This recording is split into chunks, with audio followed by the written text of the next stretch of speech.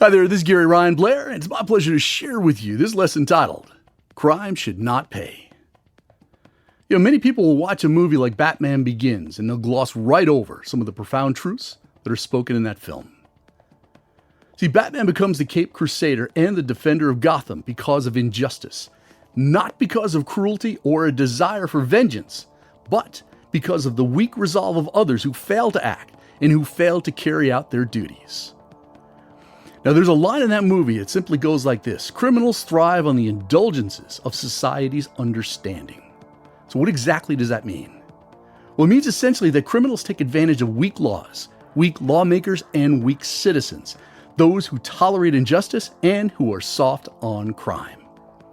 And as it relates to this message, the word indulgence is a way to reduce the amount of punishment that a criminal has to undergo for their sins. Now, make no mistake about it. To weaken the rule of law is to make you, your family, your neighbors, and friends victims for predators, and to fail to enforce the law is doing exactly the same. So let's talk about the need for consequences. See, no society can be just without justice. And if there are no consequences for wrongful behavior, people will behave badly. They'll continue to make poor choices, and they will cause harm to themselves and to others. So let me explain how this works. So you can't let big banks get bailouts, because if they do, the bankers will take bigger risks, and that's exactly what they continue to do. Also, you want to make sure that the dentist is expensive and painful, because that will encourage people to brush their teeth. And you don't want to make it too easy to collect on fire insurance, or people will be careless with matches. Now, insurers call these things moral hazards. Moral hazards are when one person takes more risk or engages in criminal behavior because someone else is bearing the cost of those risks. Now, they do this for one reason: because they simply do not fear the consequences. Now, economists use this term to describe inefficiencies that occur when risks are displaced or cannot be fully evaluated, rather than a description of the ethics or the morals of the involved parties. In my book, that's a big mistake, simply because moral hazards have everything to do with ethics and morals of an individual, of a corporation, or a governing body. Now, that's a point worth repeating. Moral hazards have everything to do with the ethics and morals of an individual, corporation, or governing body. See, a code of ethics is a moral compass which serves as a fixed reference point of behavior. Now, you either get the importance of that one or you don't. And a compass is a navigational instrument that provides a known reference point, which is of great assistance in providing direction, as the compass helps us to find true north. See, true north is analogous to what is ethical, what is right, what is true or appropriate in a moral sense. Now, most of us do have a moral compass, though everyone's does not point the direction of true north. And if your moral compass is spinning, that means that you're having trouble getting a fix on what is right, what is just, or what is ethical.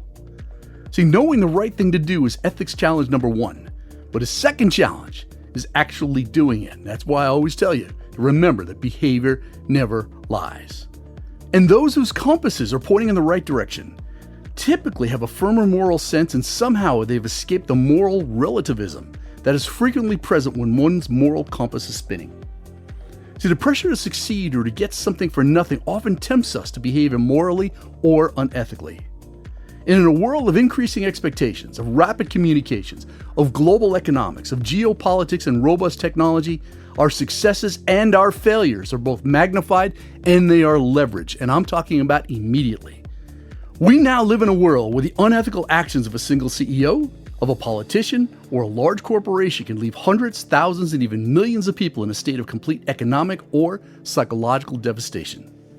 That's why we must individually and collectively elevate ourselves above the lying, the cheating, and the abuse that is so readily accepted in our society. The notion that nice guys or gals finish last is not the lesson that we want to be passing on to future generations. Ethics and values demonstrate what's right with the world, and they need to be appreciated, they need to be celebrated, and they need to be emulated. Unfortunately, there are people in this world who will tell you that character doesn't count, that ethics and values are naive and outdated notions. They will tell you that the only thing that matters are results in the bottom line. Now, these type of people are textbook examples of what's wrong with the world, and they must not be applauded nor emulated. The message that we must demonstrate for ourselves and pass down to future generations is that character does count, that integrity counts, that honor counts, and that the rule of law counts. We can and we must demonstrate that success can be achieved without lying, without cheating, without stealing your way to the top. So what can we do? What specifically can we do to reverse the tide, to restore our ability to live ethical, value-based lives? Well, here's a two-part solution for you. Number one has to do with awareness. We must have an awareness that the problem exists.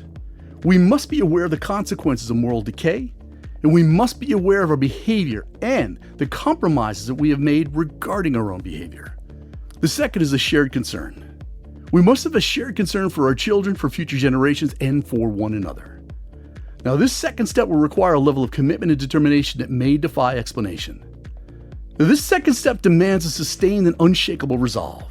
It requires a collective will to effect a meaningful change in society's standards and its behavior. The deterioration of sound ethics and values is the greatest single danger to current and even more so to future generations. It must be taken seriously. So let's be sure we're focusing on the right question before we wrap this one up. The question is not what can we do to prevent moral decay and its consequences. The key question, the right question we need to focus on is this: what can we do to motivate and maintain ethical behavior in society and in ourselves? That is your challenge. That is my challenge. That is the challenge of leadership, and that is the challenge of every parent, every educator, coach, politician, business leader, and clergy. Why is that? Simply because no society can be just without justice, and practicing good ethics is the only way that we ensure a civil, free, and peaceful society.